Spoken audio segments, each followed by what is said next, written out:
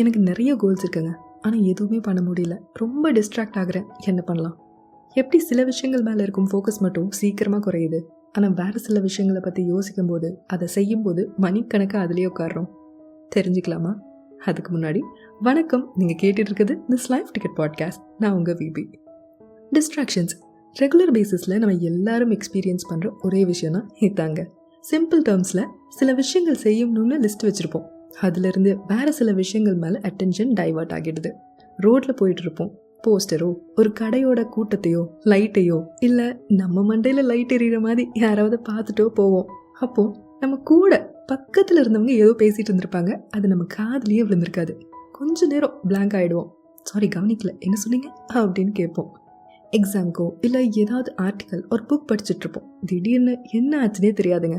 அட போங்கப்பா, ஒரு 5 நிமிஷம் டிவி பார்த்துட்டு வரேன், ஒரு 15 மினிட்ஸ் யூடியூப்பில் ஏதாவது சீரீஸ் பார்த்துட்டு வரேன் அப்படின்னு போனவங்க தான் 5 நிமிஷம் 30 நிமிஷமாக மாறிடும். பாதி முடிச்சிட்டோம், இன்னும் 2 எபிசோட் பார்த்துட்டு வந்துடலாம் அப்படின்னு சொல்லுவோம். அது மட்டுமா, ஃபோனும் பெட்டும் வா வா வந்து பக்கத்தில் உட்காருன்னு சொல்லும். சைக்கலாஜிக்கலி எப்போல்லாம் நம்ம டிஸ்ட்ராக்ட் ஆகும்னு சொல்கிறேன். ஒன்று, நிறைய இன்ஃபர்மேஷன் நம்ம பிரெயினுக்கு கொடுத்துட்டே இருக்கும்போது கொஞ்சம் ரெஸ்ட் வேணும் அப்படின்னு நினைக்கும். when our brain is overloaded with information, அப்போது டிஸ்ட்ராக்ட் ஆகும். 2, when we are seeking an escape from what we feels like tedious or mentally demanding task. எப்பா இந்த வேலை ரொம்ப நேரம் எடுக்குது, கஷ்டமாக இருக்குது, போர் அடிக்குது, இன்ட்ரெஸ்ட் குறையுதுன்றப்போ டிஸ்ட்ராக்ட் ஆகும். ஏன் இந்த மாதிரி நடக்குது?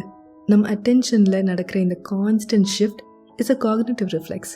அதாவது நம்மளை சுற்றி நடக்கும் விஷயங்களில் எது நமக்கு எக்ஸைட்டிங்காக இருக்குது, எது நமக்கு இன்ஸ்டண்ட்டாக ரிசல்ட் கொடுக்குது, வாவ் எனக்கு ரிசல்ட் வந்துருச்சுன்னு அதிலிருந்து ரிவார்ட் கொடுத்த மாதிரி நம்ம பிரெயினோட ரிவார்ட் சென்டர்ஸ்லாம் லைட் அப் பண்ணி துள்ளி குதிக்க வைக்குமோ அந்த விஷயங்கள் மேலே தான் அதிகமாக கவனம் செலுத்துவோம்.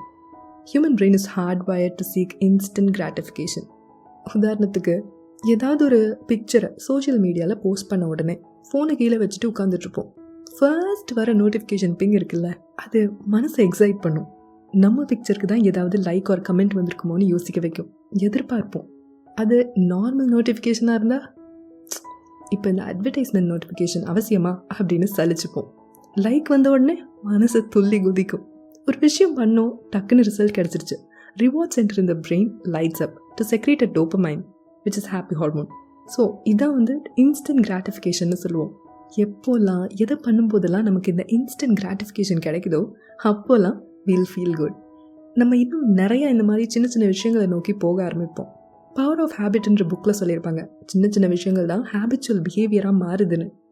இதே டிலேட் கிராட்டிஃபிகேஷன்னா, ஒரு விஷயம் பண்ணுறோம் ஆனால் அதோட ரிசல்ட் லேட்டாக தான் கிடைக்கிது, அது வரதுக்கு கொஞ்சம் வெயிட் பண்ணணும், ஒரு கண்டினியூஸாக ஒரு ப்ராசஸில் இருக்கணும். அப்போது நமக்கு கொஞ்சம் கொஞ்சமாக போர் அடிக்க ஆரம்பிக்குது, எக்ஸைட்மெண்ட் குறையுது, and we tend to distract. உதாரணத்துக்கு, புதுசாக ஒரு பர்சனை மீட் பண்ணுறீங்கன்னு வச்சுக்கோங்க. அவங்க கூட டைம் ஸ்பெண்ட் பண்ணும்போது எப்போ பார்த்தாலும் அவங்கள பற்றியே நினைப்போம். நெக்ஸ்ட் அவங்கள எப்போ மீட் பண்ணுவோம் அப்படின்னு எதிர்பார்த்துட்டே இருப்போம்.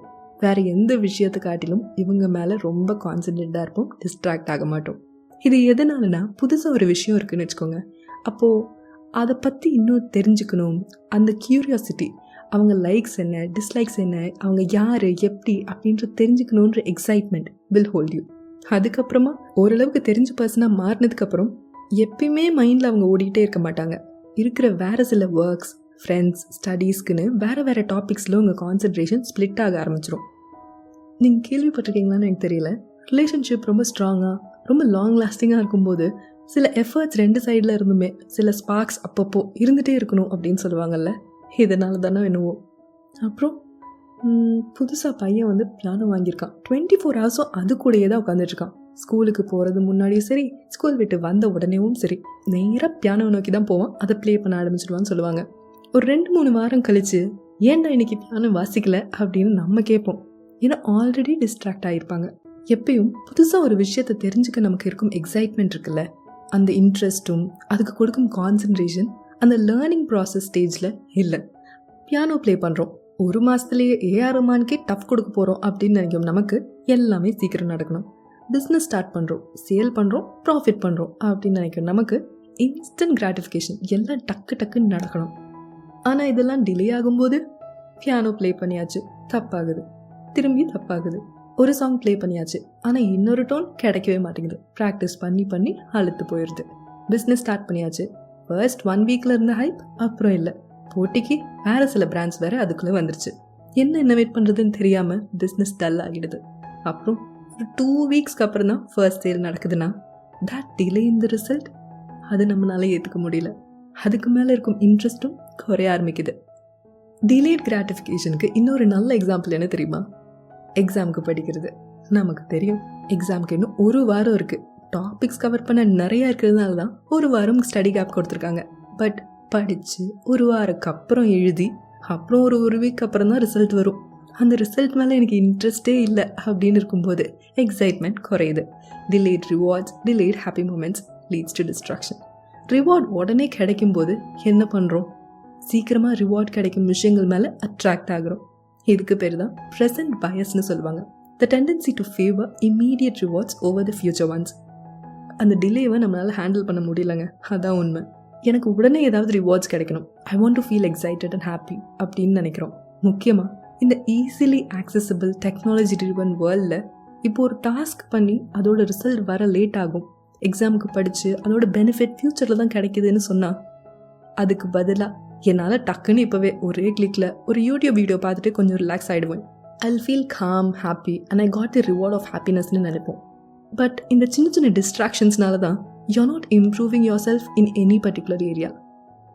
இந்த கான்ஸ்டன்ட் நோட்டிஃபிகேஷன்ஸ், ரீல்ஸ், ஷார்ட்ஸ் அது எல்லாத்தையும் கண்டினியூஸாக நம்ம ஸ்க்ரால் பண்ணிகிட்டே இருக்கும்போது கிடைக்கிற wide range of topics, sounds, entertainment, இன்ஃபர்மேஷன்னால ஒரு விஷயத்தை பற்றியும் நமக்கு ஃபுல்லாக தெரிய மாட்டேங்குது. எல்லாம் பிச்சு அங்கங்கே இருக்குது. சரி, இப்போது நான் ஒரு பியானோ கிளாஸ் சேர்றேன், அது ரிலேட்டடான வீடியோஸ் தான் நான் பார்க்குறேன்னு சொன்னால் ஓகே.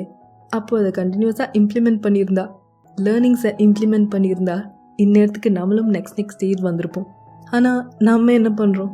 நம்ம லேர்ன் பண்ண டைம் ஆகுது, ஒழுங்காக லேர்ன் பண்ண முடியல, நோ ரிசல்ட், ஸ்லோ ப்ராக்ரஸ்னப்போ இந்த லேர்னிங் ஃபேஸை அக்செப்ட் பண்ணிக்க முடியல. அதை கொஞ்சம் கொஞ்சமாக இம்ப்ரூவ் பண்ணலாம், but we couldn't take it.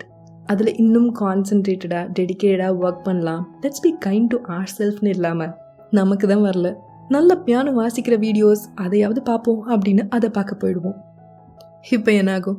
மெதுவாக you start to feel you lack the skill. Social மீடியாவில் இருக்கும் வீடியோஸ் மீட் பண்ணும் பர்சனாலிட்டி கூட கம்பேர் பண்ணி சோர்ந்து போயிடுவோம். This is completely ruining our productivity. சின்ன டிஸ்ட்ராக்ஷன் தாங்க, ஆனால் அது கொஞ்சம் கொஞ்சமாக நமக்குன்னு நம்ம உருவாக்க நினைக்கும் நம்மளோட ஐடென்டிட்டியை, நம்மளோட ட்ரீம்ஸ், நம்ம டெய்லி டாஸ்க்கை ப்ரொக்ராஸ்டினேட் பண்ண வைக்குது, ப்ரொடக்டிவிட்டியை ரெடியூஸ் பண்ணுது. At last we feel like எனக்கு நிறைய கோல்ஸ் இருக்குது ஆனால் எதுவும் பண்ண முடியல. So how to regain control? ப்ராக்டிக்கலாக சில விஷயங்களை பார்ப்போமா? 1, மைண்ட்ஃபுல்லாக டெக்னாலஜியை யூஸ் பண்ணலாம். இது நிறைய வாட்டி நம்ம கேட்டிருப்போம், பட் நம்ம ஜென்ரேஷனுக்கு கிடைச்ச செம்ம அட்வான்டேஜுங்க இந்த டெக்னாலஜி அண்ட் மீடியா. நமக்கு எது வேணுமோ அந்த பேசிக்ஸ்லேருந்து சொல்லித்தர எக்கச்சக்கமான டியூட்டோரியல்ஸ் இருக்குது. ஏஐ வந்ததுக்கப்புறம் நிறைய விஷயங்களுக்கு கைடன்ஸ் கொடுக்குற மாதிரி யூஸ் பண்ணலாம். Utilize it to support our task. Non essential நோட்டிஃபிகேஷன்ஸை டர்ன் ஆஃப் பண்ணிடலாம். ஸ்க்ரீன் டைமை கொஞ்சம் லிமிட் பண்ணலாம் unless it is relevant for your work. 2, pomodoro technique. 25 minutes இன்டென்ஸாக ஒர்க் பண்ணலாம், அப்புறம் 5 மினிட்ஸ் பிரேக் எடுக்கிறது. இது ஃபுல்லாக ஒரே விஷயத்தில் உட்காந்து டயர்டாகாமல், போர் அடிக்காமல் இருக்க உதவும். டிஸ்ட்ராக்ஷன்ஸை மினிமைஸ் பண்ணவும் ஹெல்ப் பண்ணுன்னு சொல்கிறாங்க. 3, என்னென்னலாம் பண்ணணுன்னு செக்லிஸ்ட் போடுங்க. ஒரு நாளில் இதெல்லாம் நான் பண்ணி முடிக்கணும் அப்படின்னு செக்லிஸ்ட் மாதிரி ப்ரிப்பேர் பண்ணும்போது அது ஒன்றா செஞ்சதுக்கப்புறம் ஒரு டிக் மார்க் மாதிரி போடுவோம்ல, அந்த ஆக்டிவிட்டி நமக்கு சைக்கலாஜிக்கலி ஒரு ரிவார்ட் கொடுக்குற மாதிரி ஃபீல் தருங்க. இது முடிச்சிட்டோம் அப்படின்னு டிக் பண்ணிகிட்டே வரும்போது we feel like we have done something, completed what we expected. 4, இதெல்லாம் இன்றைக்கி பண்ணணும்னு செக்லிஸ்ட் போடும்போது break the larger task into smaller. அப்போது இன்னும் ஃபாஸ்டராக உங்கள் செக்லிஸ்ட்டில் உள்ள விஷயங்களை முடிச்சுட்டு வர மாதிரி உங்கள் பிரெயினை ட்ரிக் பண்ணலாம். உங்களுக்கும் இது மேனேஜபிளாக இருக்கும். 5, ரெஸ்ட் அண்ட் ரெக்கவரி. பிரேக்ஸ் ரொம்பவே இம்பார்ட்டண்ட்டுங்க. உடம்புக்கும் சரி மனசுக்கும் சரி. ரெஸ்ட் எடுங்க, திரும்ப ஃபோக்கஸ் ரீகெயின் பண்ண உதவும். எக்ஸாஸ்ட் ஆகாமல் பார்த்துக்கலாம். இன்றைக்கி இதெல்லாம் பண்ணி முடிக்க முடியலையே அப்படின்னு நினச்சா பரவாயில்ல. Don't compare your journey with others and don't demotivate your self. நாளைக்கு ஃப்ரெஷ் மைண்டோட கான்சன்ட்ரேட் பண்ணி அந்த டாஸ்க்கை முடிக்க பாருங்கள். எங்கெல்லாம் உங்களுக்கு ஸ்டக்கான மாதிரி இருக்கோ அப்போல்லாம் seek guidance and support. Help கேட்க தயங்காதீங்க. ஃபைனலி, டிஸ்ட்ராக்ஷன் ஒரு பவர்ஃபுல்லான விஷயமா இருந்தாலும் நம்ம நினச்சா எனக்கு நீ வேண்டா அப்படின்னு சொல்லிட்டு நம்ம வேலையை பார்த்துட்டு போயிட்டே இருக்கலாம். எது உங்களுக்கு ப்ரியாரிட்டி? யார் உங்களுக்கு முக்கியம்னு நீங்கள் தான் டிசைட் பண்ணணும். Thanks for listening to this episode. ஒரு சின்ன நல்ல தாட் இதன் மூலமாக உங்களுக்கு கிடச்சிருந்தா I am more happy about it. உங்கள் ஃப்ரெண்ட்ஸ் ஆர் தெரிஞ்சவங்க ரொம்ப டிஸ்ட்ராக்டடாக ஃபீல் பண்ணுறாங்கன்னா இந்த சயின்ஸ் ஆஃப் டிஸ்ட்ராக்ஷன் இந்த எபிசோடை அவங்களுக்கு ஷேர் பண்ணுறதன் மூலமாக அவங்களோட ப்ரெசன்ட் பயஸை பற்றி தெரிஞ்சுக்க உதவும். அண்ட் நெக்ஸ்ட் எபிசோடில் பார்க்கலாம். பாய்.